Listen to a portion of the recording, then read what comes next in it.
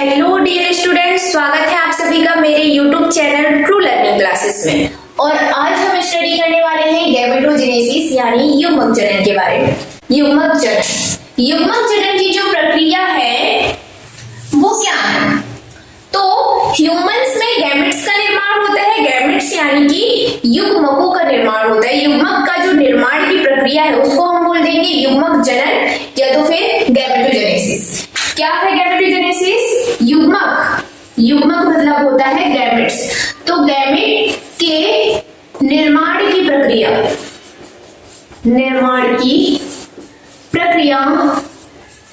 क्या कहलाती है? गैमेटोजेनेसिस कहलाती है। अब गैमेटोजेनेसिस की प्रक्रियाएं जो होती हैं वो टू टाइप से होती हैं। एक तो होता है स्पर्मेटोजेनेसिस, पहला होता है स्पर्मेटोजेनेसिस और एक होता है oogenesis। स्पर्मेटोजेनेसिस और क्या है भाई? oogenesis। स्पर्मेटोजेनेसिस मतलब है शुक्राणु जनन, oogenesis यानी है अंडाणु जनन या अंड जनन भी कह सकते हो। ये है शुक्राणु जनन या शुक्र जनन भी कह सकते हैं और ये है अंडाणु जनन या इसी को अंड जनन भी कह सकते हो, अंडाणु जनन। अब ये शुक्राणु जनन और अंडाणु जनन है क्या?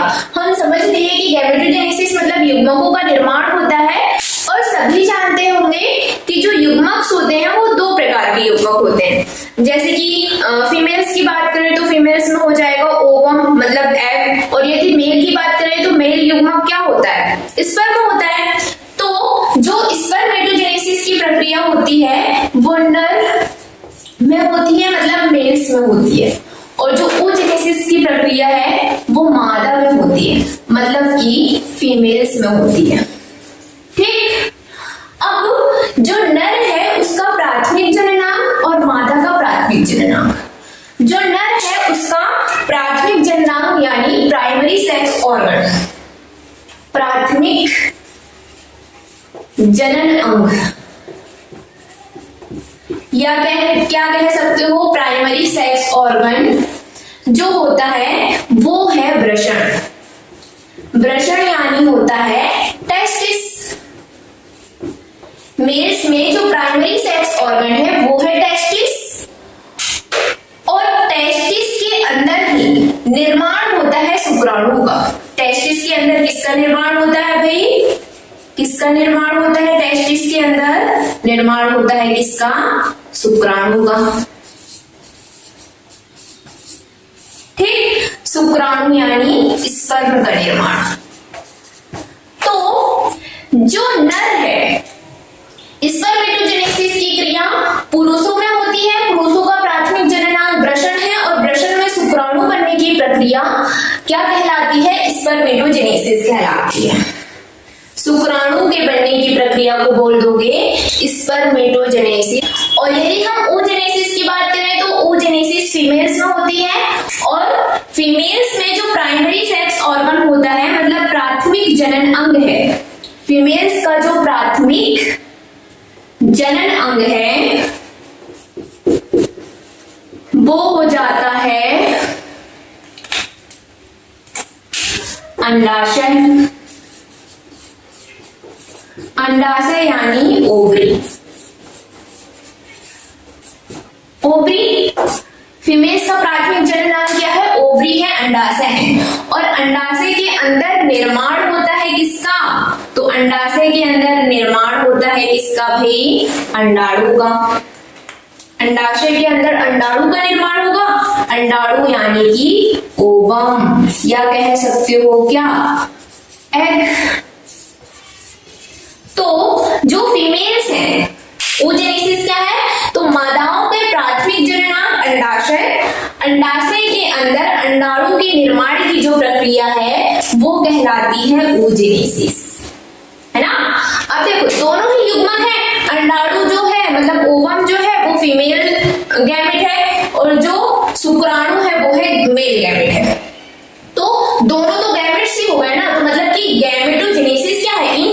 उसके ही बनने की जो प्रक्रिया है वो हो जाएगी अपनी गैमेटोजेनेसिस। अब ये जो दोनों प्रक्रियाएं हैं उनको हम एक एक करके भी पढ़ सकते हैं ना। पहले पढ़ेंगे स्पर्मेटोजेनेसिस की पूरी प्रक्रिया है क्या, फिर पढ़ेंगे कि भाई oogenesis की पूरी प्रक्रिया है क्या। मतलब टेस्टिस है तो टेस्टिस के अंदर ऐसे कौन कौन सी संरचना है और उन संरचना में किसके अंदर और किस प्रकार से स्पर्मेटोजेनेसिस की प्रक्रिया कंप्लीट होती है जिससे कि बन जाता है स्पर्म या कह सकते हो क्या शुक्राणु। ठीक, तो इसका स्क्रीनशॉट लीजिए। तो हो गया भाई कंप्लीट। अब हम आगे का पढ़ते हैं। पहले हम पढ़ेंगे स्पर्मेटोजेनेसिस के बारे में, फिर पढ़ेंगे हम oogenesis के बारे में। तो पढ़ते हैं अभी हम स्पर्मेटोजेनेसिस के बारे में। या स्पर्मेटोजेनेसिस यानी क्या बताया हमने, शुक्राणु जनन के बारे में। शुक्राणु जनन की सारी प्रक्रियाएं।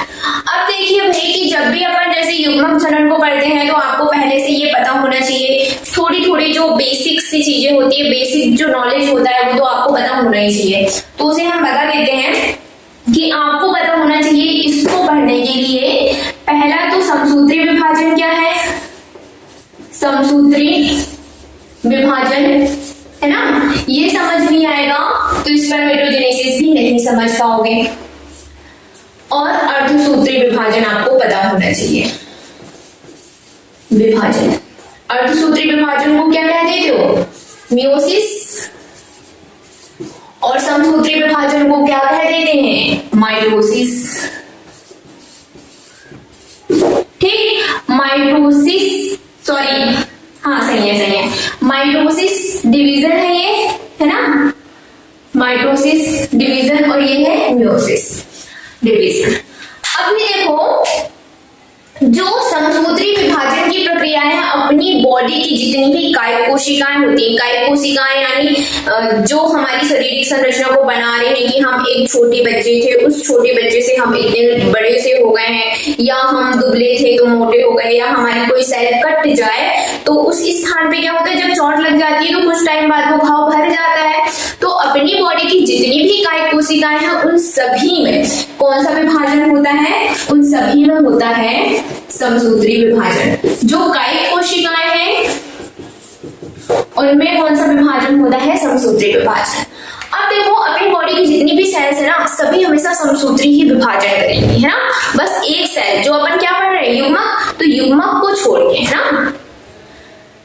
हालांकि युग्मक में भी तो समसूत्री विभाजन होता है, लेकिन यदि अपन बात करें अर्धसूत्री विभाजन की, तो अर्धसूत्री विभाजन जो है वो सिर्फ युग्मकों में होता है, बाकी बॉडी में कहीं अर्धसूत्री विभाजन या बोले मियोसिस नहीं होगा। अभी बात करते हैं समसूत्री विभाजन क्या है। तो देखो इसमें क्या है कि जैसे अपनी सेल है वो है 2n। 2n का मतलब ये है कि सेल है भाई द्विगुणित, यानी कि डिप्लॉइड। डिप्लॉइड क्या होते हैं कि अपनी जो क्रोमोसोम्स होते हैं वो ऐसे होते हैं, XX ऐसे जोड़े में होते हैं, या XY ऐसे जोड़े में होते हैं क्रोमोसोम्स, मतलब 46 क्रोमोसोम्स है तो वो जोड़े में उनको लेंगे तो वो 23 जोड़ी गुणसूत्र हो जाते हैं। तो जिनके भी गुणसूत्र ऐसे जोड़े में होते हैं वो उनकी जो सेल्स होती है वो होती है द्विगुणित होती है ना। अब देखो जैसे कि इस द्विगुणित कोशिका में समसूत्री विभाजन हो रहा है, तो समसूत्री विभाजन यानी माइटोसिस जो होता है, उसके बाद ये सेल 2 सेल में डिवाइड हो जाती है। और डिवाइड ऐसे होगी कि देखो ये हो गई भाई मदर सेल, है ना, क्योंकि इसी से ये दोनों सेल बनी है। तो जो मदर सेल होती है उसके आधे आधे क्रोमोसोम ना आके पूरे क्रोमोसोम दोनों ही सेल में आ जाते। ये द्विगुणित थी तो ये दोनों सेल्स भी कैसे हो जाएंगी, द्विगुणित यानी कि डिप्लॉइड हो जाएंगी। जैसे इस सेल्स में क्रोमोसोम की संख्या थी 46, तो यहाँ भी 46 होगी और यहाँ भी 46 होगी। इसका मतलब ये है कि मदर सेल में क्रोमोसोम्स की संख्या और जो उसकी डॉटर सेल है उसमें क्रोमोसोम्स की संख्या एक समान है ना, एक समान है। 46 यहाँ पे 46 क्रोमोसोम्स हैं। और देखो समसूत्री मतलब कि समान का विभाजन समान मात्रा में हुआ है ना, तो जितनी चीज यहाँ पर आई है सेम उतनी यहाँ आई होगी। और सम मतलब कि 2 से समझो कि एक सेल से 2 सेल का निर्माण हो रहा है, ये हो जाएगा भाई अपना समसूत्री विभाजन, या क्या कह सकते हो, माइटोसिस। ठीक, अब यदि हम बात करें किसकी, अर्धसूत्री विभाजन की, तो अर्धसूत्री विभाजन जो होता है मतलब मेयोसिस जो होता है वो कंप्लीट होता है 2 पार्ट्स में। ये तो एक ही बार में कंप्लीट हो गया कि मतलब डिवीजन हुआ भाई, हो गया डिवीजन, है ना। लेकिन ये जो है मेयोसिस, ये भी किसमें होगा, तो 2n सेल मतलब द्विगुणित सेल तो अपनी है ना, क्योंकि जितने भी मनुष्य हैं भाई हम क्या हैं, हम द्विगुणित हैं, हम डिप्लॉइड हैं, तो हमारी बॉडी की जो सेल है वो तो डिप्लॉइड ही होगी ना। तो अब देखो जो अर्धसूत्री विभाजन हो रहा है तो अपनी जो डिप्लॉइड सेल्स होती हैं, यहाँ पर अपन बात कर रहे हैं कौन सी सेल में होता है अर्धसूत्री विभाजन, अभी हमने बताया सिर्फ युग्मक में होता है। मतलब कि युग्मक जब बनेगा तो वो कौन से विभाजन से बनेगा, मेयोसिस से बन जाता है ना। अब युग्मक को बनाने वाली जो सेल्स होती है उनको कह देते हो जर्म सेल। तो जो जर्म सेल है, यदि अब स्पर्मेटोगोनियम होती है या ओगोनियम होती है, ये होते हैं जर्म सेल। तो अपनी बॉडी को जो जर्म सेल है उन सेल्स में डिवीजन होता है अर्धसूत्री विभाजन, है ना। अभी देखो इसमें क्या होता है कि ये 2 पार्ट्स में होता है। पहले 2n सेल, पहला मेयोसिस फर्स्ट होगा। मेयोसिस फर्स्ट में ये जो सेल है इसके आधे गुणसूत्र ही इसकी डॉटर सेल में जाएंगे। मतलब यहाँ यदि 46 क्रोमोसोम्स थे तो यहाँ बचेंगे 23 क्रोमोसोम्स, इसमें भी चले जाएंगे 23 क्रोमोसोम्स, है ना। और एक सेल थी द्विगुणित मतलब समझ गए ना कि क्रोमोसोम्स की संख्या कैसी होती है भाई, तो इसमें क्रोमोसोम्स की संख्या होती है ऐसे जोड़े में होते हैं। अपन लिखते हैं XX क्रोमोसोम, है ना, ऐसे जोड़े में लिखते हैं अपन, 23 जोड़ी गुणसूत्र कहते हैं। तो ये होते हैं जोड़े में, और ये कैसी बन गई है, ये बन गई है हैप्लॉइड। मेयोसिस फर्स्ट कंप्लीट हुआ, इसके बाद होता है मेयोसिस सेकंड, और मेयोसिस सेकंड में गुणसूत्र की संख्या n ही रहेगी। ऐसा नहीं कर देना है कि इसका भी आधा कर दो, ऐसा थोड़ी ना होता है। क्या हो गया, एक जो है अर्धसूत्री विभाजन से एक जो थी जर्म सेल अपनी, है ना, उस सेल में विभाजन हुआ। ये यहाँ तक पूरा मेयोसिस है, इतना पूरे को मेयोसिस कहोगे ना, क्योंकि मेयोसिस को अपन 2 पार्ट्स में लिखते हैं। मेयोसिस फर्स्ट होता है पहले और फिर होता है मेयोसिस सेकंड। तो इसमें अपन क्या समझ सकते हैं कि एक थी द्विगुणित कोशिका, इस द्विगुणित कोशिका से कितनी अगुणित कोशिका का निर्माण हुआ है, 4 अगुणित कोशिका का निर्माण हुआ है। मतलब कि संतति कोशिका कितनी बन गई है भाई, 4 बनी है। और कैसी बनी है, अगुणित बनी है। और इनके आधे क्रोमोसोम्स इनमें बचते हैं, सभी में कितने, आधे क्रोमोसोम्स उपस्थित हैं। आई होप कि आपको ये समझ आ गया होगा। ये जब आपको समझ में आएगा तो ही आपको स्पर्मेटोजेनेसिस समझ आ सकता है, या oogenesis समझ आ सकता है। oogenesis में भी ये सब, इन सभी की जरूरत पड़ेगी। ठीक, यदि समझ आ गया है तो बहुत अच्छे, नहीं तो फिर से इसको देखें, उसके बाद आगे का वीडियो देखना है ना। हमने बोला कि जो स्पर्मेटोजेनेसिस की प्रक्रिया होती है वो वृषण में होती है, तो आपको ये भी पता होना चाहिए कि जो वृषण है उसकी संरचना कैसी है ना। तो जो वृषण होते हैं, वृषण क्या है, पुरुषों का प्राइमरी सेक्स ऑर्गन है वृषण, जिसके अंदर स्पर्म का निर्माण होगा, है ना। तो जो स्पर्म होता है वो कहाँ होता है भाई, तो जैसे एक बॉय है, ये गंदा डायग्राम हो तो गंदा ही रहने दो, है ना। ये एक बॉय है, ये इसकी कैविटी है, ये वाली देखो, यहाँ पर होता है अपना क्या, डायफ्राम होता है। डायफ्राम के ऊपर वाली कैविटी को बोल देते हैं थोरेसिक कैविटी, और इसके नीचे वाली कैविटी को बोल देते हैं एब्डोमिनल कैविटी। एब्डोमिनल मतलब कि उदर गुहा। तो जो पुरुषों का वृषण होता है ना वो उदर गुहा के बाहर स्थित होता है, उदर गुहा के बाहर स्क्रोटम में स्थित होता है ना। तो यदि हम वृषण की संरचना बनाएं तो ऐसा कुछ हो है ये, है ना। तो वृषण कहाँ है, उदर गुहा के बाहर, इसको बोल दो कि भाई ये है स्क्रोटम, उदर गुहा के बाहर स्क्रोटम में स्थित है। और जो स्क्रोटम है उसके अंदर एक जोड़ी वृषण पाए जाएंगे, ये हो गए वृषण। ठीक, ये जो वृषण है इनके अंदर पाए जाते हैं टेस्टिकुलर लोब्यूल्स, और ये टेस्टिकुलर लोब्यूल्स की संख्या होती है 250, मतलब कि 250। ये क्या है, ये है टेस्टिकुलर लोब्यूल्स, या इसी को बोल सकते हो वृषण पालियां। होती है?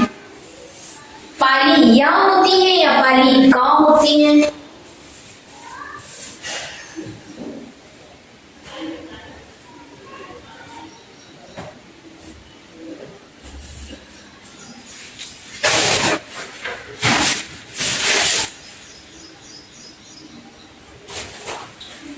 वृषण पालिका है ना।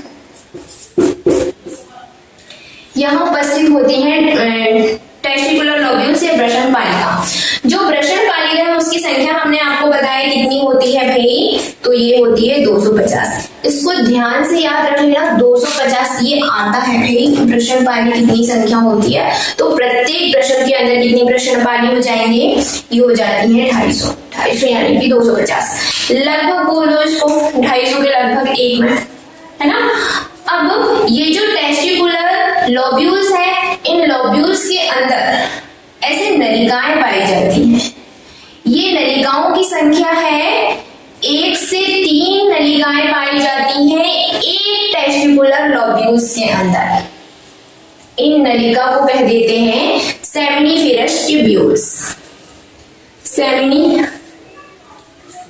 सेमिनिफेरस नलिका कह दो या ट्यूब्यूल्स कह दो, ट्यूब्यूल्स नलिका है ना। ये जो सेमिनिफेरस ट्यूब्यूल्स हैं, इनके अंदर ही होती है कौन सी प्रक्रिया? स्पर्मेटोजेनेसिस की प्रक्रिया, है ना। अब देखो ये सेमिनिफेरस ट्यूब्यूल्स को यदि हम देखें तो ये देखो ये एक ट्यूब है। ये कौन सी ट्यूब है भाई? सेमिनिफेरस ट्यूब्यूल्स है। अब जैसे कि हमने इस ट्यूब को यहाँ से कट कर दिया हमने इस ट्यूब को, तो कट करने के बाद जब हम उसे की देखेंगे कि उसके अंदर हमें क्या क्या मिल रहा है, तो इस सेमिनिफेरस ट्यूब्यूल्स के अंदर जो हमें दिखेगा ये किसकी गांठ हो गई? सेमिनिफेरस ट्यूब्यूल्स की अरेखीय गांठ, है ना। सेमिनिफेरस नलिका, सेमिनिफेरस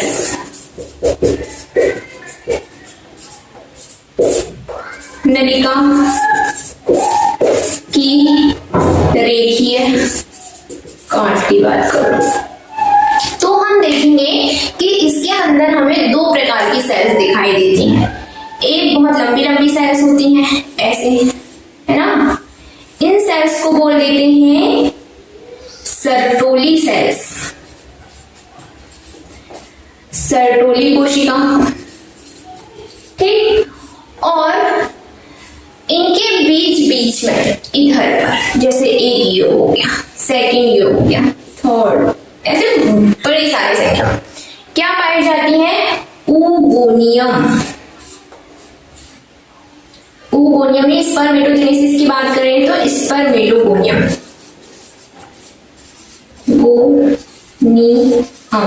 यही है जर्म सेल। हमने अभी आपको बताया था कि जर्म सेल के अंदर होता है, यही है जर्म सेल।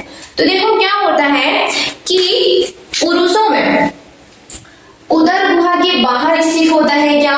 वृषण। एक जोड़ी वृषण जो उसका प्राइमरी सेक्स ऑर्गन है वो उदर गुहा के बाहर स्क्रोटम, एक थैली जैसी संरचना है, उस स्क्रोटम के अंदर होते हैं। और जो स्क्रोटम है उसमें एक जोड़े पाए जाएंगे क्या? वृषण। वृषण के अंदर पाया जाता है टेस्टिकुलर लोब्यूल्स, और जो टेस्टिकुलर लोब्यूल्स है वो प्रत्येक वृषण में पाया जाता है 250 की संख्या, ठीक। अब देखो जो टेस्टिकुलर लोब्यूल्स है ना, वो एक टेस्टिकुलर लोब्यूल्स के अंदर 1 से 3 की संख्या में पाई जाती है सेमिनिफेरस नलिकाएं। और वो जो सेमिनिफेरस नलिकाएं हैं, ठीक, उन सेमिनिफेरस नलिकाओं के अंदर ही 2 प्रकार की सेल्स पाई जाती हैं, सर्टोली कोशिका और स्पर्मेटोगोनियम। अब देखो जो सर्टोली कोशिका है उन्हीं का क्या वर्ग है और स्पर्मेटोगोनियम का क्या वर्ग है? तो हमने तो पहले लिख दिया जर्म सेल। जर्म सेल मतलब कि इससे ही युग्मक आगे बढ़ना है ना। तो स्पर्मेटोगोनियम जो है वो स्पर्म का निर्माण करेगा, स्पर्म फॉर्मेशन करेगा, है ना। फॉर्मेशन ऑफ स्पर्म भी कह सकते हो, फॉर्मेशन ऑफ स्पर्म यहीं पर होगा, इन्हीं से होगा। और जो सर्टोली कोशिका है वो स्पर्म को पोषण देने का कार्य करेंगी। स्पर्म को क्या देंगी? ये पोषण देंगी, सेमिनिफेरस नलिकाओं के अंदर दो प्रकार की कोशिका हो गई, एक है स्पर्मेटोगोनियम जो कि बनाने का कार्य करेगी, है ना, उसी में होगा विभाजन और उसी से बनेगा, और जो सर्टोली कोशिका है वो स्पर्म को पोषण देने का कार्य करेगी। इतना क्लियर हो गया। अब भी देखो एक बात तो आ गई कि ये होता है उदर गुहा के बाहर, कौन वृषण होता है, टेस्टिस होता है, लेकिन ये उदर गुहा के बाहर क्यों स्थित होता है ना, तो इसका रीजन ये है कि हमारी जो बॉडी का टेम्परेचर है, मतलब ऑफ कोर्स मेल्स की जो बॉडी की टेम्परेचर की बात करेंगे मेल्स में होता है ना, सभी की जो बॉडी का टेम्परेचर है वो है 30 डिग्री सेल्सियस, 37 डिग्री सेल्सियस, है ना, 37 डिग्री सेल्सियस। लेकिन यदि अपन बात करें फॉर्मेशन की, स्पर्म के फॉर्मेशन की, तो स्पर्म का जो फॉर्मेशन है वो इस टेम्परेचर में नहीं हो सकता, और उसके फॉर्मेशन, उसको बनने के लिए जो टेम्परेचर की जरूरत है अपन को, वो होती है इस टेम्परेचर से 2 से 2.5 डिग्री सेल्सियस कम टेम्परेचर, है ना, दिख रहा है नीचे क्लियर। इस टेम्परेचर से, मतलब बॉडी के टेम्परेचर से 2 से 2.5 डिग्री सेल्सियस कम टेम्परेचर में स्पर्म का निर्माण होता है, इसलिए जो है वृषण वो उदर गुहा के बाहर यानी कि स्क्रोटम में स्थित होते हैं। क्लियर हो गया। अब आ जाते हैं अपन अपनी मेन जगह में, स्पर्मेटोगोनियम। ये नाम अच्छे से देखो, स्पर्मेटोगोनियम। स्पर्मेटोगोनियम ऐसी सेल है जो स्पर्म को बनाएंगी, और सर्टोली कोशिका ऐसी है जो उनको पोषण देने का कार्य करेंगी।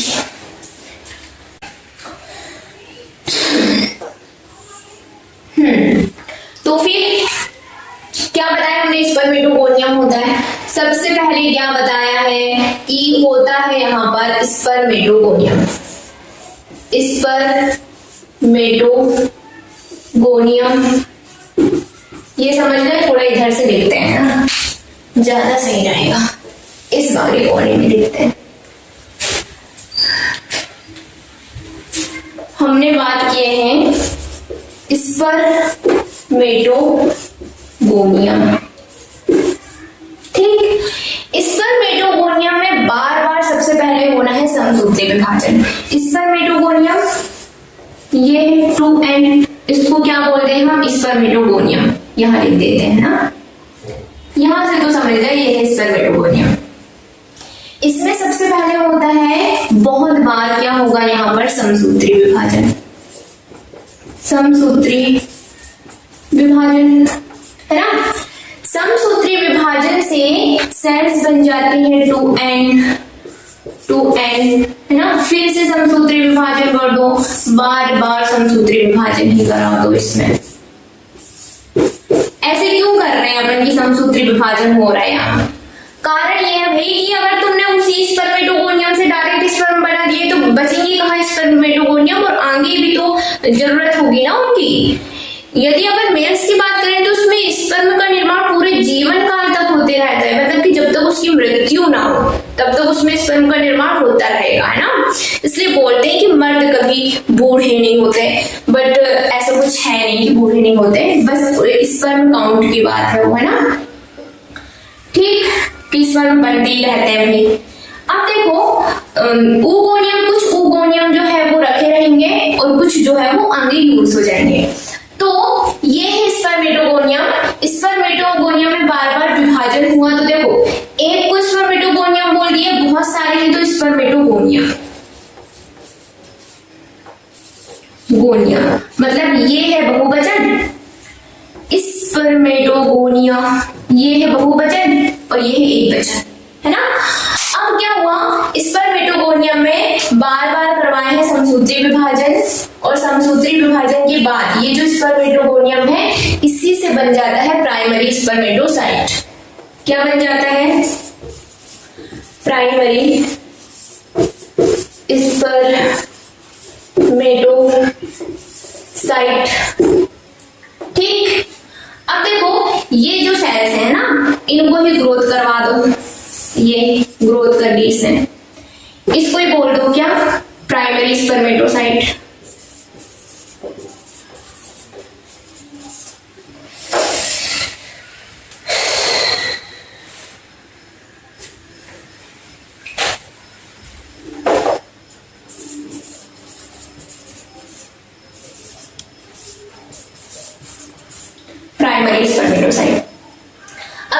प्राइमरी स्पर्मेटोसाइट्स बनते हैं, इसको ना थोड़ा बाद में समझा देंगे, पहले ये समझो। स्पर्मेटोजेनेसिस की प्रक्रिया में समझ तो आ गया कि भाई स्पर्मेटोगोनियम होता है, उसमें अपन क्या करवा रहे हैं, स्पर्मेटोजेनेसिस करवा रहे हैं। तो सबसे पहले समझो कि यहाँ पर क्या हुआ है, यहाँ हुआ है समसूत्री विभाजन। समसूत्री विभाजन मतलब क्या है, माइटोसिस हुआ है ना। माइटोसिस से क्या बन गया, प्राइमरी स्पर्मेटोसाइट का निर्माण हो गया। अब ये जो प्राइमरी स्पर्मेटोसाइट है उसमें आगे जो होगा वो है मियोसिस। इसमें होगा मियोसिस फर्स्ट। बोले थे हमने कि मियोसिस फर्स्ट होता है, मियोसिस सेकंड होता है, मतलब कि इसके बड़े सारे 2 चरण होते हैं इसके। स्पर्मेटोगोनियम जो है वो तो है अपनी 2n सेल, 2n मतलब द्विगुणित सेल है। प्राइमरी स्पर्मेटोसाइट भी हमने बताए थे समसूत्री विभाजन से बनने वाली जितनी भी सेल्स होती है सारी द्विगुणित होती हैं। तो जो प्राइमरी स्पर्मेटोसाइट है वो भी कैसा होगा, 2n होगा, है ना। अब लेकिन इसमें हो गया है मियोसिस, और जब मियोसिस हो जाता है तो बन जाता है सेकेंडरी स्पर्मेटोसाइट। सेकेंडरी स्पर्मेटोसाइट, ठीक बात। अब देखो ये जो सेकेंडरी स्पर्मेटोसाइट बना हुआ है तो ये मियोसिस फर्स्ट के बाद बना है, और हमने आपको अभी बताया था मियोसिस फर्स्ट के बाद ही ये हो जाता है एन, मतलब कि कोशिका रहती है, मतलब इसकी मात्र कोशिका ये है, ये थी द्विगुणित लेकिन ये है अगुणित। वैसे इसमें हुआ देखो प्राइमरी स्पर्मेटोसाइट, प्राइमरी स्पर्मेटोसाइट में क्या करवा दिया है, हाँ में मियोसिस करवा दिए, तो ये हो गया मियोसिस फर्स्ट हो गया, है ना। मियोसिस फर्स्ट के बाद सेल कैसी हो जाएगी, एन हो जाएगी बाबा, ये हो चुकी है एन सेल, मतलब कि ऑब्लिक सेल बन गई। अब मियोसिस 1 के बाद बन गया सेकेंडरी स्पर्मेटोसाइट, लिख देते हैं यहाँ सेकेंडरी स्पर्मेटोसाइट, ठीक। जो सेकेंडरी स्पर्मेटोसाइट है इसमें होगा मियोसिस सेकेंड, लिख ही दो मियोसिस सेकेंड, मतलब अर्धसूत्री विभाजन दूसरा वाला, सेकेंड वाला, है ना। जब सेकेंडरी स्पर्मेटोसाइट में मियोसिस सेकेंड होता है तो निर्माण होता है स्पर्मेटिड्स का, है ना। और ये जो स्पर्मेटिड्स हैं वो भी कैसे हैं, अगुणित से बताए थे, सेकेंड डिवीजन के बाद भी अगुणित ही बनते हैं, मतलब कि कैसे बनेंगे ये बन जाएंगे हैप्लॉइड, है ना। तो इनमें हुआ डिवीजन, डिवीजन से बन गया क्या, हैप्लॉइड सेल, हैप्लॉइड सेल। इस हैप्लॉइड सेल को हमने क्या बोल दिए हैं बच्चे, इसको हमने बोल दिए हैं स्पर्मेटिड्स बच्चे, ठीक। अब देखो यहाँ मियोसिस फर्स्ट हुआ, यहाँ हमने बोले मियोसिस सेकंड हुआ, चलो लिख देते हैं, इधर पर लिख देते हैं मियोसिस सेकंड, मियोसिस सेकंड हुआ यहाँ, है ना। लेकिन ये क्या, ये तो गंदा सा दिख रहा है इसका डायग्राम, स्पर्म में तो बड़ा प्यारा सा होता है, ऐसा दिखता है, ये हो गया उसका सिर और इधर हो गई उसकी पूंछ, ऐसा होता है क्यों, ऐसा सा होता है, लेकिन ऐसा तो कुछ दिख नहीं रहा है, तो ये कौन सी बता गई, कुछ तो करना पड़ेगा, है ना। तो देखो क्या करना पड़ेगा, इसके आगे करना पड़ेगा ये कि इन सभी, देखो आधे गुणसूत्र आए हैं इन सब में, है ना, इन सभी में होगा कयांतरण। कयांतरण का मतलब ये है इनकी काया, इनकी काया कैसी, काया मतलब कि बॉडी स्ट्रक्चर। अभी इनकी जो काया है वो है गोल गोल सी, है ना, और गोल गोल सी से अपन को इनका एक सिर बनाना है सुंदर सा, उसमें पूंछ लटका देना है ना। तो इनकी काया में डिफरेंट कर दो, थोड़ा अंतर कर दो, है ना। तो ये कर लेते हैं कयांतरण की प्रक्रिया। कयांतरण बोलो, रूपांतरण बोल देते हैं ना, सबसे प्यारा, रूप में डिफरेंट कर दो इनको। कहाँ लिखे, लेकिन स्पर्मेटोसाइट को ना ठीक से लिख देते हैं, सेकेंडरी स्पर्मेटोसाइट यहां लिख देते हैं, हो गया इनमें रूपांतरण, ठीक। अब इनमें जब रूपांतरण होगा तो प्यारा बन जाएगा ये पूंछ वाला। क्या है ये? स्पर्म है ये बच्चे। अब देखो इनसे ये है स्पर्मेटिड्स। स्पर्मेटिड्स में रूपांतरण हुआ जिससे स्पर्म का निर्माण हुआ और इन्हीं को बोले तो देखो ये इनमें फ्लेजिला है। जो इनमें भी फ्लेजिला होती है ना वो सब ऐसे मोटाइल होते हैं। मोटाइल मतलब गतिशील हो जाते हैं ना। तो ये सब मोटाइल है। इनको क्या बोल दोगे? इनको क्या नाम दे दोगे? इसमें क्या हुआ है रूपांतरण? यहाँ भी लिखते हैं, इधर पर लिखते हैं अच्छे से। इनमें हुआ है रूपांतरण और रूपांतरण से क्या बन गया अभी बताया हमने। जिसमें फ्लेजिला है ये देखो ये पूंछ है तो ये इनको बोल देते हैं स्पर्मेटोजोआ।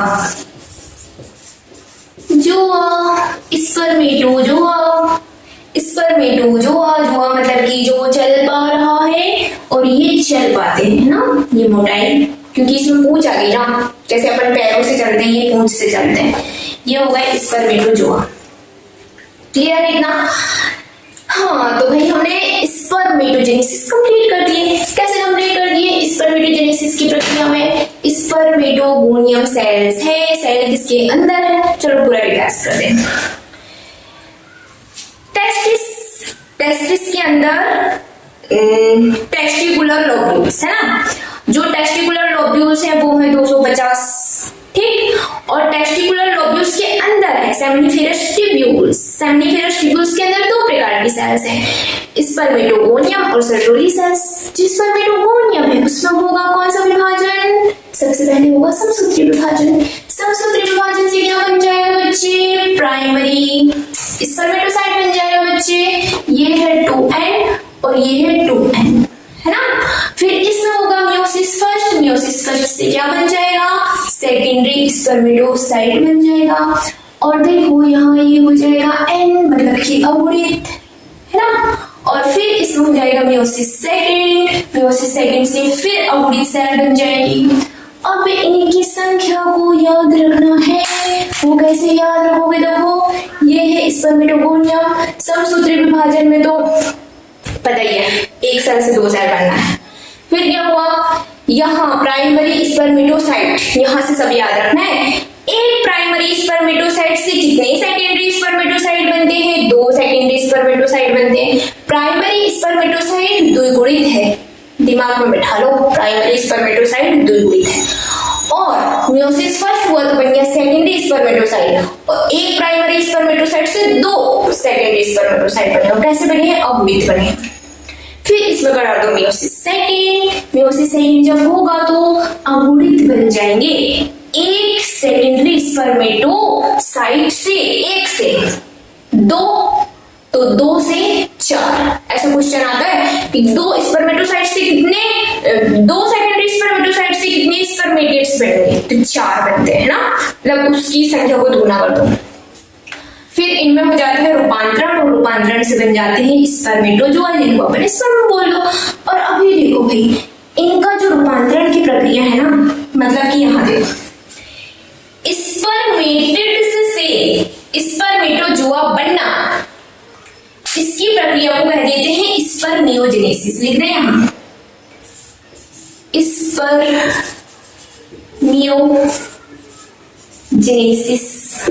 याद रखना स्पर्मियोजेनेसिस। स्पर्मेटोजेनेसिस ये सारी प्रक्रिया, स्पर्मियोजेनेसिस स्पर्मेटिड्स से स्पर्मेटोजोआ बनने की प्रक्रिया। तो ये तो हो गया क्लियर। नेक्स्ट में अपन क्या पढ़ लेंगे? oogenesis के बारे में।